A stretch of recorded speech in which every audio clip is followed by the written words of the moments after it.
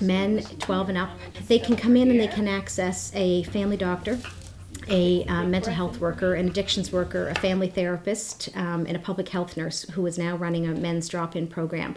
Those services were chosen to be part of the multidisciplinary team from speaking to men over the years and the community at large providing the gap analysis.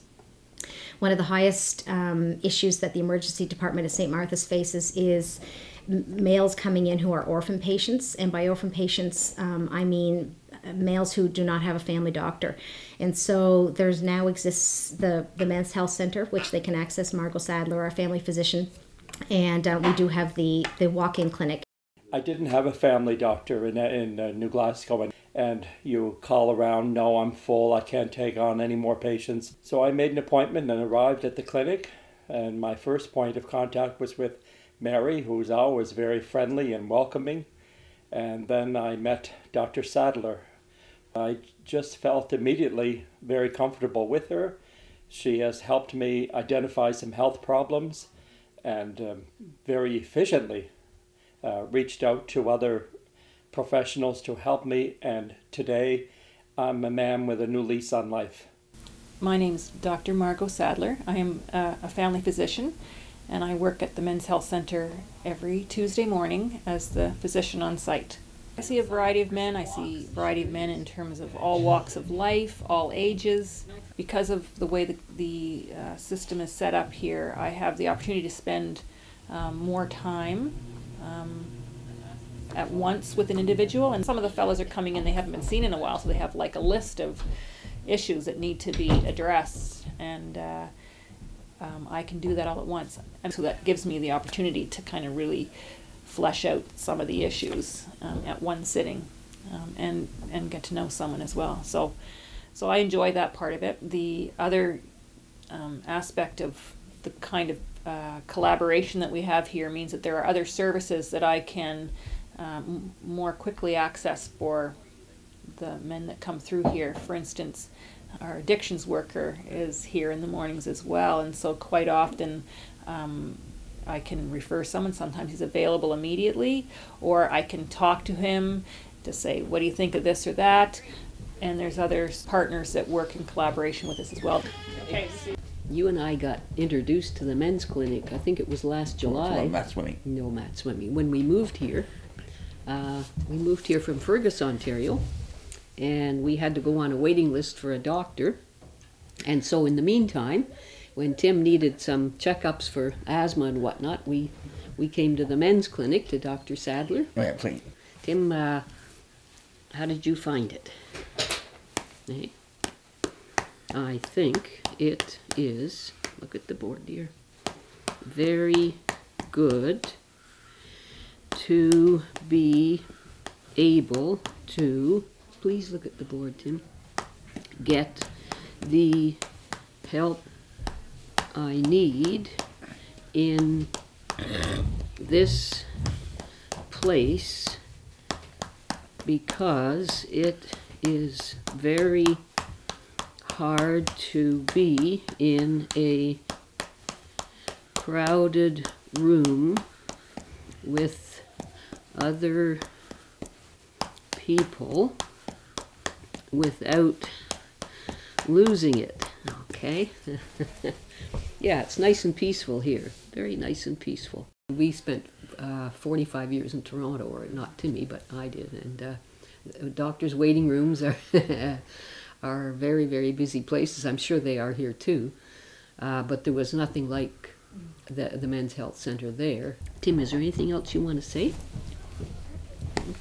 For Christian. No, Christian, give me your finger. For Christian. No, to more Christian. I want to say that. No, Francis. No, Francis. Shh. I'm very tired, and I need to go now. Okay, in a minute, Tim. Okay. Here the men can receive a continuum of care, so when they come in and access any of the services, whether it's the addictions or the family therapist or the physician, or one of our family service programs that we run on Tuesday nights, the male can access the continuum of care. So they can attend the physical, they can attend the mental, they can attend the spiritual, they can attend various parts of making sure that they're taking care of their whole health. I'm new to Antigonish area, and I have a chronic condition, kind of final, and I was at a loss as to what to do. Through the internet, not through my doctor, not through flyers in town or anything, but through the internet, by hook and by crook, I found this place. I have found the staff to be professional, very discreet, compassionate, and they have resources at their fingertips. Already I'm involved in 2 programs. One is to quit smoking, and the other one is a course put together for people with chronic health conditions to help them get better control of their lives, to make their lives better, really, is what it's all about. After the first year of the Men's Health Center, we felt that it was pretty important to do some evaluations. So we did a file scan of all the files. And what we found wasn't overly surprising. We found that the top issue that the men were accessing the Men's Health Center for were part of the relationship continuum. So there was either issues in terms of sexuality and intimacy, or relationship issues in terms of communication, in terms of parenting. And so that kind of gave us a blueprint for where to focus for this past coming year in terms of services and potential programming. I'm 15 years old and currently in grade 10. Started hanging out with the wrong crowd and drinking and everything else that you could pretty well imagine. And it wasn't really the way I should have been going. And so I ran away 3 or 4 times. And the last times that the cops picked me up said that if I do it again, then I'm going to be sent to CYOC, which is juvie in the outside of Calgary. And I know I wouldn't really want to go there, so I had the choice between going there or coming back home. So my mom sent me on a plane back here, and I was okay for about a month, and then I just started getting back into it. And Christmas time just kind of really had it for me, and I couldn't take it anymore, and I went on a really big drinking binge, and I got picked up by the cops, and then a couple times after that it happened again. And my grandmother really didn't approve, and finally one night last straw, and I went out to a party when I wasn't supposed to, and I promised her that I'd go home. And then the next day when the cops arrested me and took me home, my grandmother said, "That's it, you're out." So I was homeless for a while, going from place to place wherever I could, and I was delusional. No, I don't have a problem, I'm fine. I'd get angry all the time, and I really lost a lot of my family in the last 4 years. I got here, and you, yourself, helped me through a lot of stuff and taught me how to manage my anger and all my problems that have led me here. And I realized that I had a problem. And if you get out there and try to help yourself, it really makes you feel good inside. How also has it improved your relationships, the family relationships that you decide to still have? How has it made any impact on those? It's big impact. Forgive and forget. I mean, ever since I've come here, actually 2 weeks ago, my uncle asked me to come down to his house to go and spend the weekend and kind of just hang out with my family. And I don't think if I had came here, I really wouldn't have been able to go back. We end up getting, men will hit rock bottom, and women, and as that happens, a couple things occur. Either they've ended up in a terrible health crisis. They've either had a heart attack, or they've had a a psychiatric crisis or an emotional crisis, and they just can't function any longer.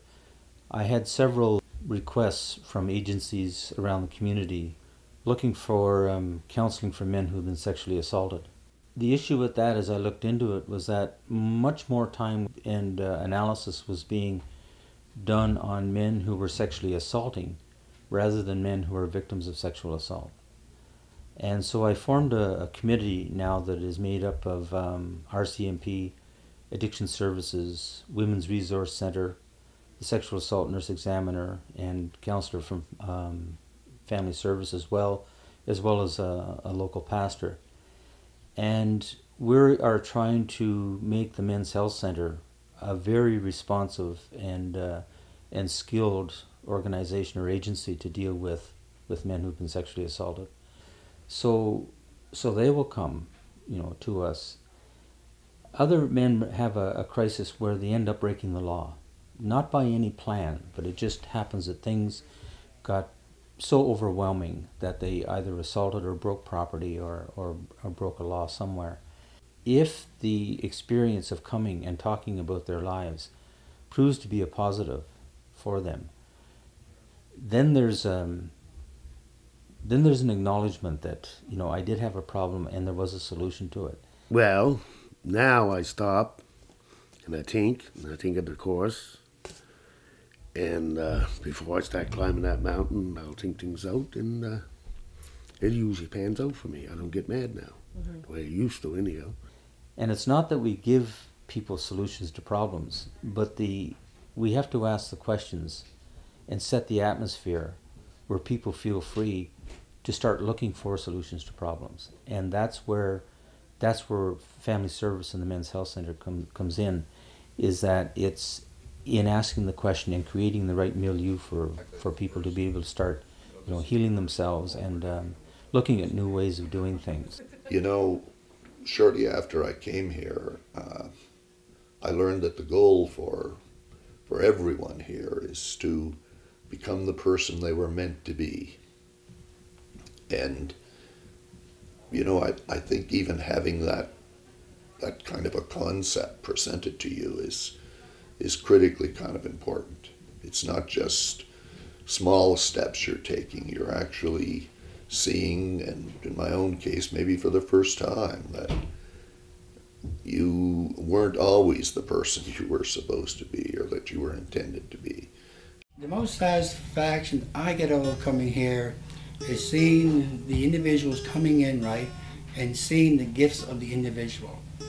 And watching these gifts of the individual come to life. Well, if I had have taken the road that I was on, I wouldn't be able to do what I want to do when I get out of school. I want to be a youth care worker. I used to sit around guys who weren't talking about respectable relationships. So, this is all new to me. How would you feel when you left the sessions? I feel good. Actually, on Tuesday, I couldn't wait till Wednesday come. Is that right? Mm-hmm. No, I enjoyed it. I really did. No? I don't just seen that because you paid me to say this. Your donuts after. But, I have 2 sons, a husband, and a father-in-law with Alzheimer's who lives with us. And that I don't want to raise my sons in a community that does not provide programming, either preventative or reactive, to them, and I don't want them to be raised in a climate that they are not taught and encouraged to access healthcare when they need it. So it's a very personal. I have a personal interest in spreading the promotional and the advocacy for men to access this. Bye.